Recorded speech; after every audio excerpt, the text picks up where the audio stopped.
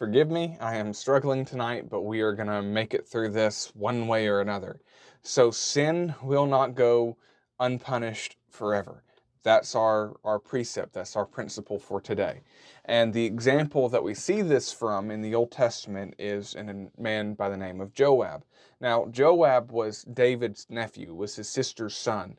And maybe because of that, because of his, familial tie to David, he got away with a lot more than a person should be able to get away with. But I think also because of the nature of who David was and what kind of a king he was a man of war. He was expanding a kingdom, and he was retaking land that had been lost. He needed a ruthless general on his side, and so Joab was a necessary evil for a period of time.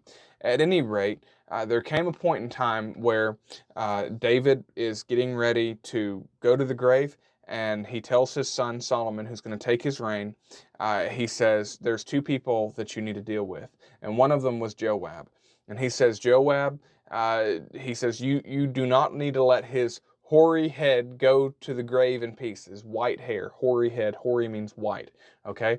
Don't let his white hair go to the grave in peace. And so Solomon deals with Joab. Now, years, decades had passed since Joab had done the specific things that David was telling his son to take care of him for. It was the shedding of the blood of Abner and of Amasa, and it'd be a very good thing for us to study and to consider that, and we may do that as an off thing, especially Abner. Abner is a particular interesting story to me. But anyway, many decades had passed, many years had passed after Joab had done these things. And sin has a way of saying, and we've talked about this before, if I don't immediately face the repercussions, the consequences of my sin, then I got away with it.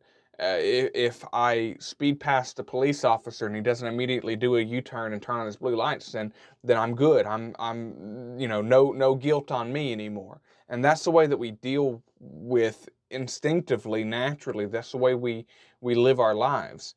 And the problem with that is God keeps a record, and one day he will set the record straight, and he will judge iniquity once and for all. He cannot let sin go unpunished. And that's the beauty of the gospel. And again, we've talked about this, but the beauty of the gospel is he's a just, righteous, and holy God that has to punish and condemn sin by death, but yet he's a forgiving God and a loving God who wants to make a way of salvation for us, so he punished his only begotten Son in our stead.